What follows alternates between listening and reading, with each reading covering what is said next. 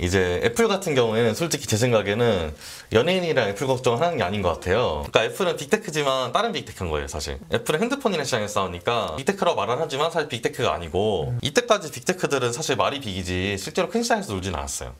근데 앞으로는 큰 시장에서 놀만한 애들이 갈수록 나오고 있습니다. 그냥 실적도 그냥 적당히 잘 나올 것 같고 근데 AWS가 좀 지지부진해서 좀 주가가 좀 퍼포먼스 안 좋았다 하면은 그럴 때 좀 더 눈여겨볼 때가 된 것이다. 그다음에 가장 재밌는 게 저는 메타라고 생각을 하는데 사실 많은 사람들이 가장 무시하는 기업 중에 하나인데 메타가 AI를 진짜 잘하거든요. 구글에서 AI를 엄청 잘할 때 구글의 유일한 대항마가 솔직히 메타였고요. 미국 주식사관학교 신승우 대표 함께합니다. 대표님 안녕하세요. 네, 안녕하세요. 네, 안녕하세요. 저희가 뭐니 해도 빅테크 것 같아요. 또. 네. 그러니까 여기서 오르면 빅테크가 오르면 뭐 따라 오르고 빅테크가 내리면 따라 내리고 뭐 어쨌든 빅테크가 전체 관건인데 뭐 2분기 성적표 어떻게 보십니까? 일단 회사마다 좀 관전 포인트가 있어가지고 좀 약간 이게 겨우 싸움 구경이라고 보면은 이것도 관전 포인트가 있는데 일단 이 관전 포인트가 생각보다 일반적으로 알려진 거랑 조금 달라서 그걸 좀 찍어드리려고 나왔습니다. 좋습니다. 네. 이게 보면은 이제 일반적으로 그 지금 우리가 빅테크로 말하는 게 그러니까 페이스북, 애플, 아마존, 넷플릭스, 구글이었는데 넷플릭스가 슬프게도 빅테크에서 살짝 약간 비껴난 느낌이고 넷플릭스 아웃. 네, 넷플릭스 나오시고 이제 페북이 메타로 바꾸면서 MAAG가 됐는데요. 근데 여기서 이제 애플 같은 경우에는 솔직히 제 생각에는 연예인이랑 애플 걱정을 하는 게 아닌 것 같아요. 네? 연예인이랑 애플 걱정을 하는 게 아닌 것 같습니다. 연예인하고 애플은 걱정할 필요 없다? 네, 저는 단기적으로는 그렇게 생각하기 때문에 이번 뭐 그냥 실적도 그냥 적당히 잘 나올 것 같고 나머지가 이제 좀 혼조세가 있는 게 일단 보면은 아마존 같은 경우가 보통 사람들이 어떻게 생각하냐면은 아마존은 AWS로 돈 버는 기업이다 라고 보통 생각해요. 클라우드로. 네, 클라우드로. 근데 거기에 맹점이 하나 있는 것이 정말 클라우드로만 돈을 벌고 나머지로 돈을 아예 못 벌면은 그러면 그냥 아마존 그냥 서비스를 닫아버리고 클라우드 회사로 바꾸면 되잖아요. 그렇죠. 그럼 훨씬 이윤이 올라갈 건데 그렇게 안 하는 이유가 있을 건데 그럼 그 이유는 무엇이냐 하면은 사실 AWS만큼 돈을 많이 버는 섹터인데 아마존 같은 경우에는 그게 광고입니다. 광고에서 클라우드만큼이나 거의 돈을 벌어요. 근데 이게 공시에서 정확하게 파악하기가 굉장히 어려운 것이 광고의 매출은 나오는데 순이익을 볼 때 순이익 재무제표가 AWS, 그 다음에 노스 아메리카, 아덜 이렇게 딱 세 가지로만 나옵니다. 그래서 이제 광고는 분명히 수익이 나는 사업일 텐데 그리고 레베뉴가 그렇게 작지도 않아요. 이제 아마존 같은 경우에 이제 레베뉴가 한 38빌리언 정도 나거든요. 근데 그 정도에서 못해도 한 반 정도는 수익일 텐데 근데 그 정도 되면은 이제 AWS 수익이 한 30빌리언 되니까 거의 따라왔거든요. 그리고 아마존 광고 같은 경우에 계속 증가를 하고 있어요, 매출이.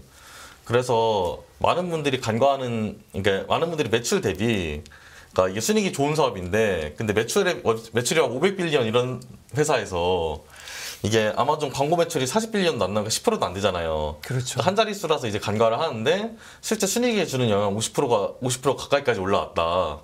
그래서 저는 아마존은 어떤 걸 봐야 된다고 생각을 하냐면은 AWS 성장세가 조금 둔화된 감이 있어요. 근데 왜 그러냐면 이건 애주어가 치고 올라와가지고 마이크로소프트에서 하는 마이크로소프트 클라우드가 치고 올라와가지고 그래가지고 AWS 성장세가 조금 둔화된 감이 있어요. 마켓 쉐어에서 볼 때 클라우드가 지금 32대 23대 10입니다. 32가 이제 AWS고 23이 애주어예요. 그러니까 많이 치고 올라왔죠. 예전에는 거의 존재감이 없었거든요. 그랬다가 이제 그 다음에 나머지가 10%가 구글 클라우드인데 근데 이제 AWS보다 최근 애주어가 계속 판로를 잘 뚫고 있어요.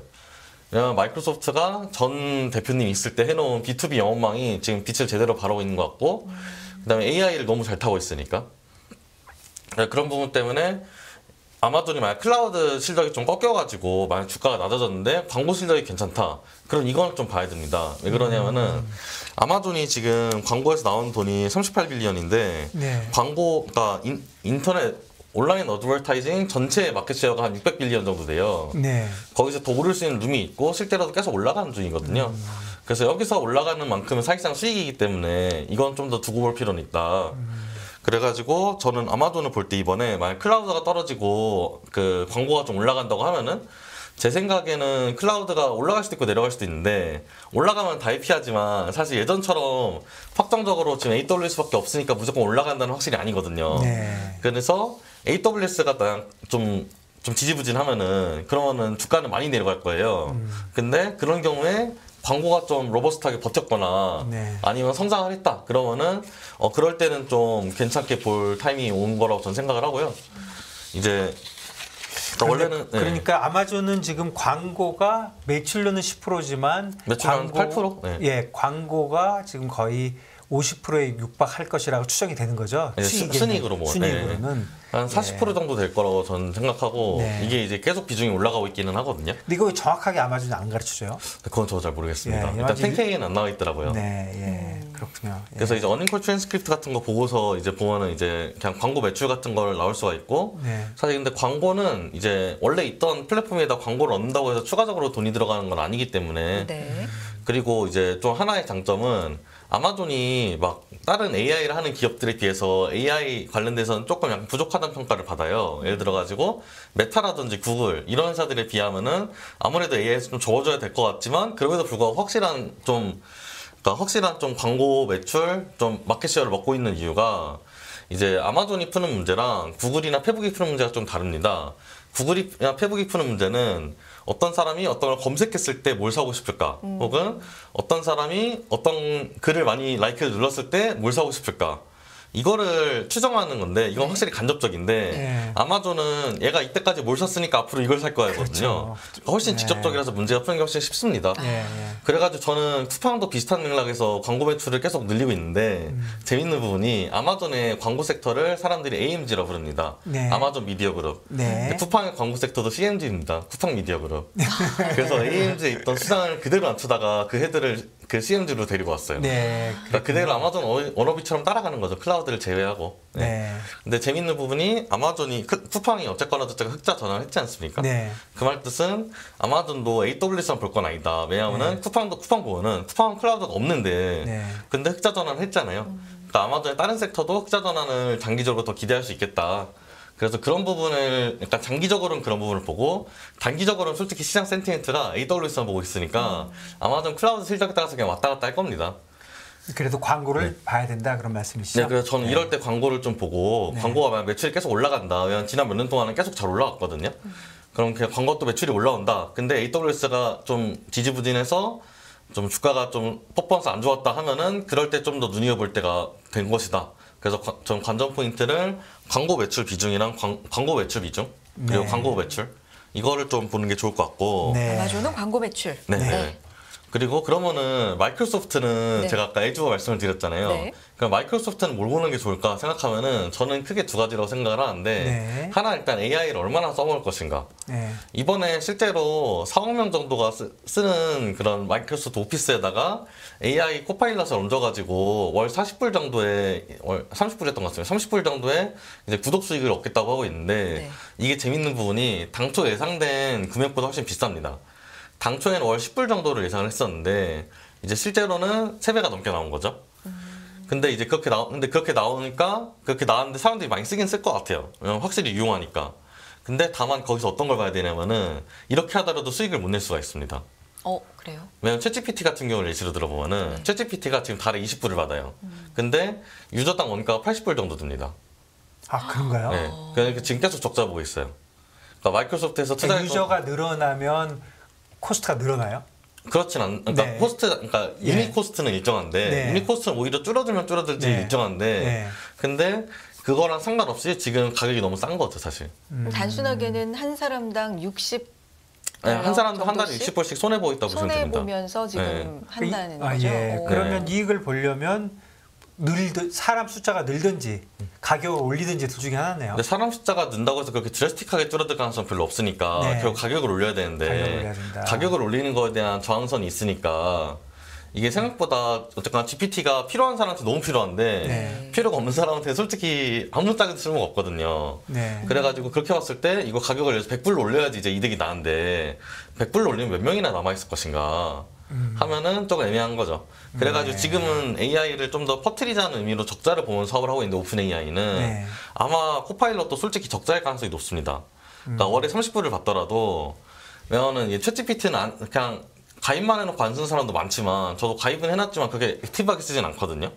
근데 코파일럿 같은 경우는 마이크로소프트 오피스에서 들어가 있는 거니까 어마어마하게 많이 쓸 텐데 인퍼런스 비용이 그러니까 훨씬 많이 들 텐데 근데 그거에 비해서 가격이 엄청 높진 않으니까 아마 초반엔 적자일 가능성이 솔직히 높다고 저는 생각합니다. 그러니까 30불로 해도 아직도 높지 않다. 네, 30불로 해도 저는 낮다고 생각하고 솔직히 예. 그냥 생각보다 인퍼런스하는 비용이 비쌉니다. 그러니까 AI를 부동시키는 비용이 생각보다 되게 비싸가지고 그래가지고 저는 30불로 해도 적자일 가능성이 높으니까 이거를 어떤 식으로 올릴지에 대한 플랜이 있어야 됩니다. 네. 그래서 그걸 올릴지에 대한 플랜이나 보관이 있으면은 저는 장기적으로 되게 좋은 것 같고 없으면은 살짝 애매한 것 같은데 그래도 주가는 잘 갈 것 같습니다. 네. 왜냐면 AI가 지금 너무 임팩트가 크해졌으니까 네. 네. 사실상 이번 AI 대란에서의 가장 큰 수혜주라고 저는 생각하는데 마이크로소프트가 네. 예.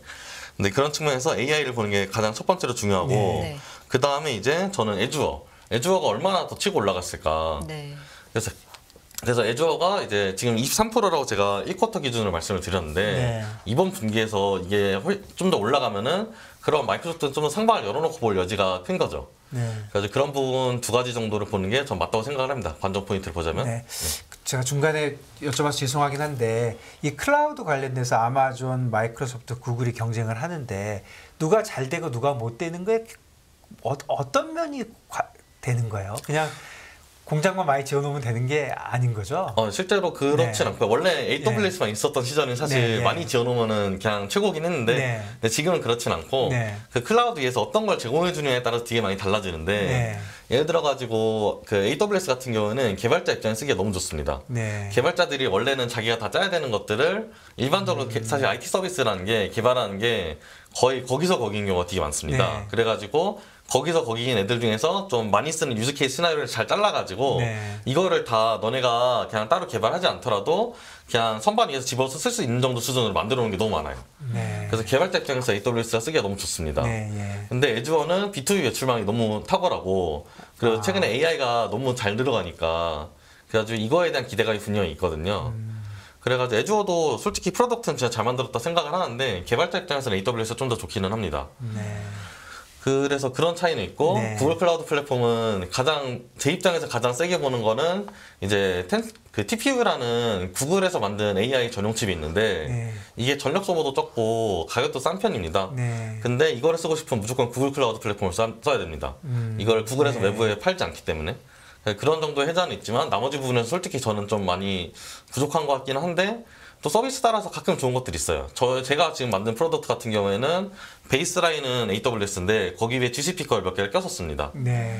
그래서 그런 식으로 사용을 하기 때문에 대충 지금 GCP는 제가 볼 땐 그래서 그냥 지금 정도 비중에서 유지가 될 것 같고 어느 정도 이제 AWS랑 애주어랑 누가 더 잘하는 싸움인데 저는 애주어가 조금 더 좀 이번에 확장을 하지 않을까 싶기는 합니다. 네, 그래가지고 그렇게 봤을 때 애주어가 얼마나 확장이 되는지 안 되는지 이걸 보는 게 맞다. 그러니까 클라우드 비즈니스도 그런 개발하는 거에 따라서 완전히 판도가 바뀌고 그러는 거네요. 네, 생각보다 이게 네. 왔다 갔다 심하고 사실 클라우드 쪽에서 제가 주목할 만한 기업을 보는 거는 CRM이라는 기업이 있습니다. 네. 세일즈포스. 네. 거기가 클라우드에서 전체 3% 정도를 가지고 있는데 얘네는 순수하게 마케팅만 하는데 3%를 들고 있으니까 얘네는 오히려 좀 따로 더 볼만한 기업인데 빅테크는 아니지만 네. 그래가지고 일단 아마 그래서 마이크로소프트의 이제 관련 네, 포인트는 예. 그렇고 예. 그다음에 가장 재밌는 게 저는 메타라고 생각을 하는데 네. 메타가 사실 많은 사람들이 가장 무시하는 기업 중에 하나인데 근데 무시할 만합니다. 어떻게 보면 왜 그러냐면은 다른 기업은 빅테크라고 말하면은 자신들 프로덕트가 있고 예. 그 프로덕트를 써야만 하는 이유가 있어요. 예. 근데 메타 프로덕트들은 그런 게 하나도 없습니다. 왜냐면 페이스북이나 인스타그램 안 쓴다고 해서 문제가 생기는 건 없거든요. 네. 네. 그러니까 이게 그러니까 이제 사람들이 어떤 플랫폼에 들어가가지고 그 플랫폼을 사용을 하는데 네. 거기 기업이 해주는 비중이 있고 거기는 사용자가 해주는 비중이 있을 텐데 예를 들어가지고 플랫폼 중에서 예를 그냥 넷플릭스 같은 걸 보면은 넷플릭스는 사실 유저가 하는 게 없죠. 그냥 보기만 하는 거니까. 네. 유튜브는 유저 중에서 일부는 하고 대부분은 보기만 하는데 페이스북이랑 인스타그램은 대부분이 다 콘텐츠를 본인이 올리잖아요. 그러니까 어떻게 보면 공짜 노동 해주고 있는 건데 근데 서비스가 이용이 되니까 어떻게 보면 진짜 얘는 좀 무시당해도 할 말이 없다. 왜냐면 자기네 프로덕트에 혜자가 없으니까. 근데 그러니까 진입장벽이 적다? 네, 어떻게 보면 적은데 네. 근데 사실 이거의 진입장벽이 꽤 큽니다. 이거의 네. 진입장벽이 뭐냐면은 네. 그럼 사람들이 버는 돈 없이 자기 시간을 써가지고 올려줘야 되잖아요. 네. 근데 그런 커뮤니티를 만드는 게 회사인데 예. 이거를 성공한 기업이 솔직히 메타밖에 없습니다. 네. 그래서 빅테크 중에서는 얘네밖에 없고 빅테크를 제외하고 보면은 얘네 빼고는 또 애매합니다. 사실 예를 들어가지고 트위터 같은 경우도 처음에는 굉장히 잘 갔지만 계속 줄어들었고 핀터레스트도 그렇고 스냅챗도 그렇고 대부분의 SNS가 처음에는 잘 갔지만 나중에는 다 결과적으로 우하하는 길을 걸었습니다. 네. 근데 메타만 유일하게 계속 올라갔어요. 그러니까 이거는 기술적인 해자가 아니라 네. 커뮤니티적인 약간 서비스적인 해자인데 그래가지고 겉으로 보이는 해자는 아니지만 이런 해자를 가지고 있는 기업이 메타밖에 없다. 네. 그래가지고 저는 사실 괜찮게 보는 기업이기도 하고 그리고 사람들이 참 무시하는 것 중 하나가 메타가 AI를 진짜 잘하거든요. AI요. 네. 네. 근데 사람들이 이거를 전혀 고려를 안 합니다. 네. 구글에서 AI를 엄청 잘할 때 구글의 유일한 대항마가 솔직히 메타였고요. 지금 오픈 AI가 라지 랭귀지 모델에서 엄청 잘하잖아요. 근데 거기에 또 유일한이라고까지 말하기 좀 애매하지만 거기에서 그래도 좀 대항할 만한 애가 메타가 또 맞습니다. 왜 그러냐면은 메타는 모든 LLM을 오픈소스로 풀었어요. 그래가지고 오픈 AI가 약간 이름값을 못하는 중인데 최근에 자사의 약간 자산 같은 걸 전혀 공개를 안 합니다. 네. 그래서 클로즈드 AI가 되어가는 중인데 오픈이 아니라? 네, 오픈이 아니라 실제로 머스크가 엄청 대차게 비판한 적이 있었죠. 네. 네. 근데 메타는 오픈소스 LLM으로 얘네가 선두주자라서 어떻게 보면 얘네가 계속 2등 라인을 잘 따라가고 있어요. AI에서. 네. 그런데 이런 부분까지 고려했을 때 사실 절대 뭐 무시당할 기업이 아닌데 좀 과하게 무시당했다가 이번에는 그래도 좀 서격을 하지 않았나 싶습니다. 예. 네. 이번에 메타가 언제나요? 수요일 날 나오는데 이번에 메타가 나오면 뭘 주로 봐야 될까요? 아, 저는 스레드 관련된 걸 좀 많이 봐야 된다고 생각을 하는데요. 예. 스레드가 일단 사람들이 스레드에 성공한 거에 대해서 그냥 궁금해하죠. 일단 성공인지 아닌지부터 네, 일단 예. 퀘스천 마크가 있고 네. 그 다음에 인스타그램 베이스로 했는데 당연히 성공해야 되는 거 아니냐 하는데 사실 저는 인스타그램 베이스에서 성공해야 된다고 뭐 그렇게 생각하진 않고요. 그 다음에 스레드를 왜 지금 봐야 되느냐 하면은 지금 그러니까 영미권 혹은 글로벌리 가장 많이 쓰는 사이트들이 다 유료화 혹은 유료화에 비슷한 길을 걷고 있어요. 네. 트래픽이 감당이 안 되니까. 그렇죠. 그래가지고 레딧 같은 경우를 보면은 레딧이 사실 진짜로 큰 커뮤니티인데 상장은 안 돼 있지만 이제 레딧 같은 경우에 이제 그 자기네 그 글에 접근을 하는 서드파티 API들한테 다 과금을 하는 걸로 최근에 정책을 바꿨어요. 그러니까 이것도 사실상 유료화가 된 겁니다. 그렇죠.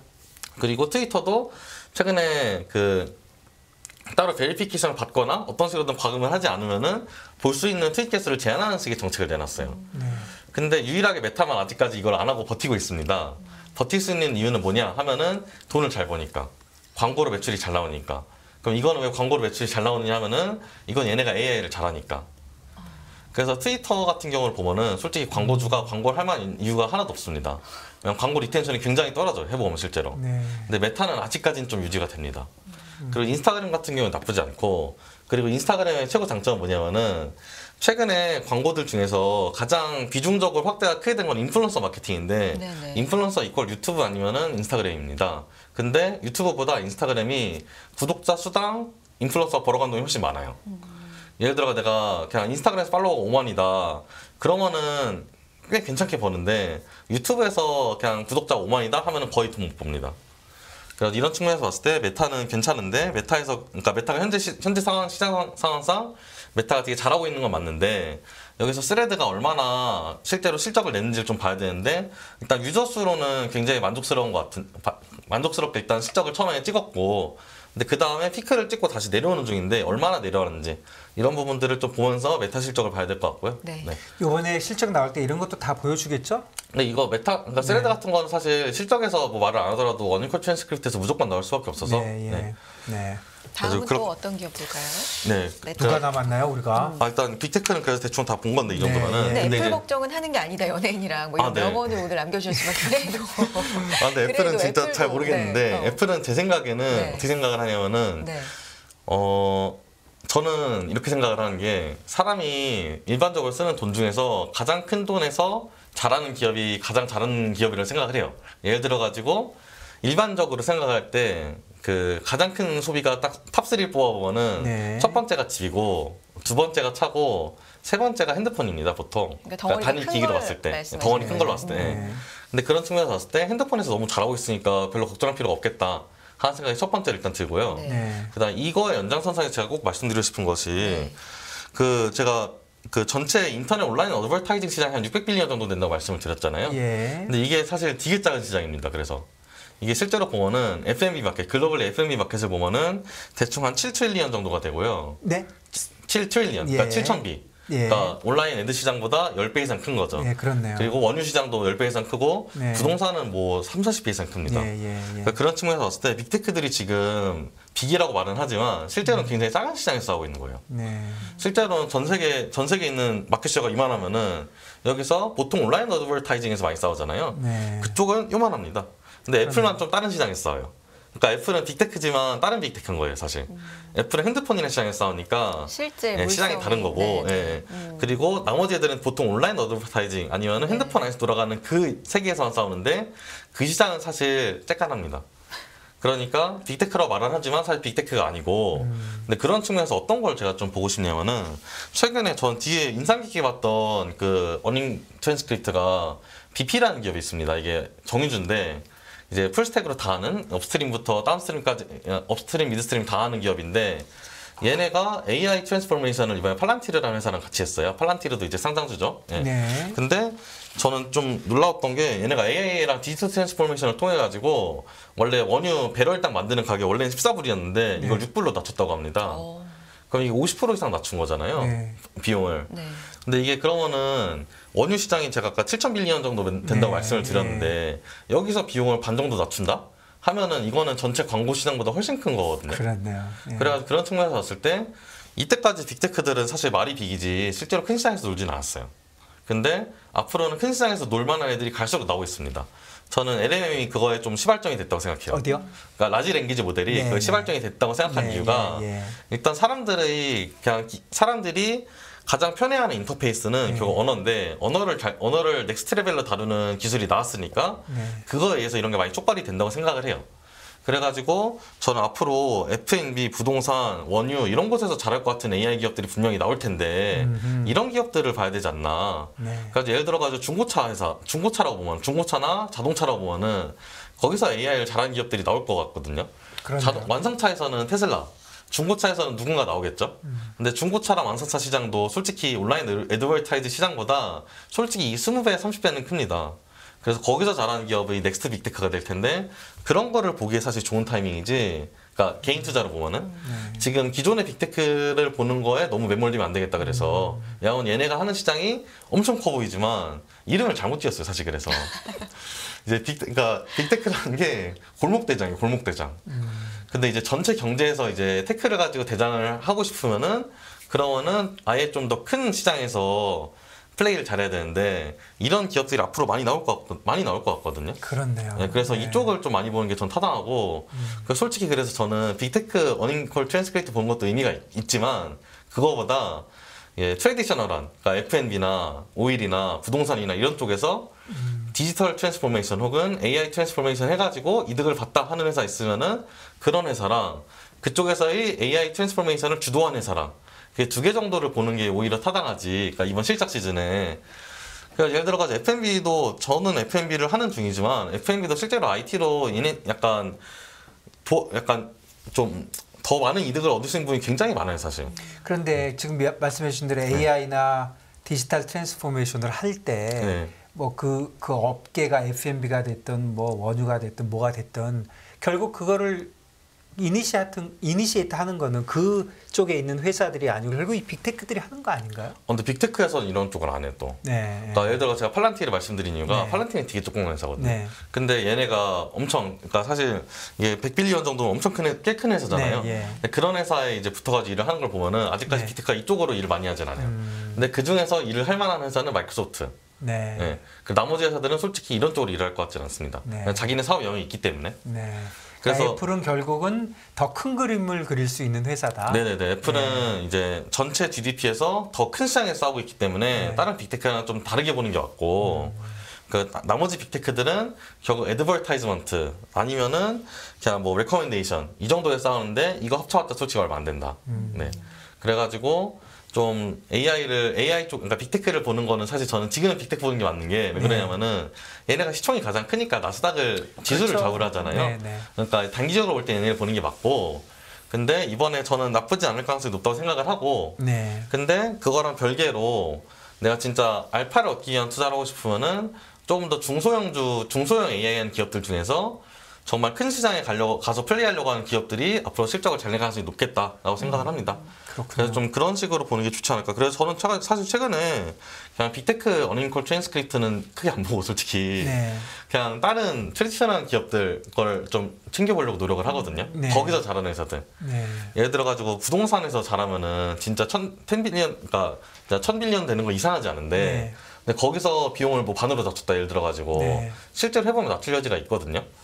왜냐면 AI가 가장 잘하는 것 중에서 하나가 브로커리지인데 네. 부동산 시장에서 휴먼 브로커리지 리스크가 너무 큽니다. 근데 그런 거를 AI를 통해 가지고 반으로 낮췄다 하면은 여기서 나오는 돈은 솔직히 거기서 그 1000빌리언짜리 회사에서 하는 거 하나만으로 그냥 광고 시장 전체보다 매출이 더 나올 수도 있어요, 솔직히. 네. 네. 그래서 그런 측면에서 봤을 때 좀 약간 그 보는 거를 이게 화무시비롱이라고 보통 그러지 않습니까? 빅테크가 지난 10년 동안 빅테크였는데 이제 그러면은 지금 넥스트 빅테크 애들은 지금은 스몰테크인데 지금이 딱 그 약간 숨바뀜을 하는 걸 시작할 시즌이 아닐까라고 생각을 합니다. 그러니까 AI의 요번에 그 트랜스포메이션이라고 할까 아니면 그 큰 그림이 꼭 이 빅테크의 비즈니스 온라인 뭐 광고 이쪽에만 국한되지 않을 것이다. 네, 그럴 이유도 없고 이쪽은 그래서 더 크다. 네. 예, 그런 말씀이시죠. 예를 들어가지고 간단하게 예시를 들어보면은 IRS에다가 세금 신고하는 게 진짜 큰 비즈니스거든요. 네. 왜냐면 미국은 IRS가 너무 빡빡하게 얻어가기 네. 때문에 그래가지고 그걸 세금 신고하는 게 어렵고 복잡해서 그거 신고 자체가 엄청나게 큰 비즈니스인데 네. 여기서 그냥 AI 같은 거 섞어가지고 잘하면은 솔직히 굉장히 큰 알파를 얻을 수가 있거든요. 실제로 한국에서는 비슷한 사업들을 하는 기업들이 있습니다. 예를 들어가지고 이거 한국 기업이라 제가 이름은 가물가물한데 네, 네, 네.